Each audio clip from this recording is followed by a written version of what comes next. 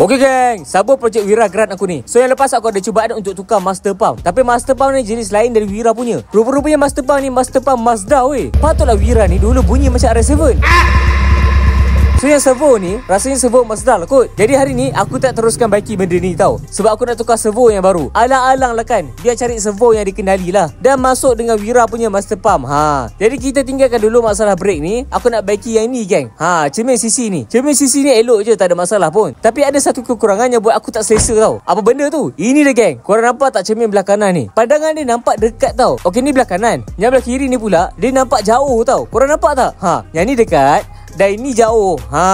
Kalau tak nampak, makna korang 2 kali Jumaat lagi. So benda ni terjadi sebab yang belah kanan ni dulu aku dah tukar dengan side mirror half cut punya. Sebab tu dah cermin dia lain-lain. So untuk settlekan masalah ini dia geng, cermin yang baru geng. Kalau nak tukar cermin baru, tukar dua-dua terus tau. Sebab nanti takut ada beza dua-dua cermin tu. So kalau korang nak beli, masuk dalam channel Telegram aku, okey? Okey geng, cara nak tukar dia senang saja. Korang hanya perlu cungkil bahagian bawah dia, lepas tu tarik ke bawah. Orang ambil cermin baru dan korang nampak tak selak dua atas ni? Korang masuk ke atas dulu, lepas tu tekan kiri dan kanan ke dalam sampai dia bunyi tau. Mudah saja. Penting tau tekan dalam sampai bunyi. Jangan jadi macam aku sebelum ni, hilang cermin tu. So settle dah geng.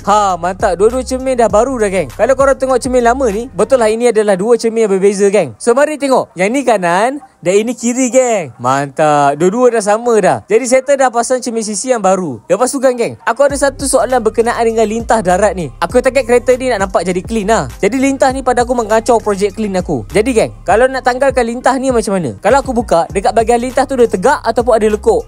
Siapa-siapa yang mahir tolong komen sikit, okey? Jangan lupa follow aku untuk update seterusnya.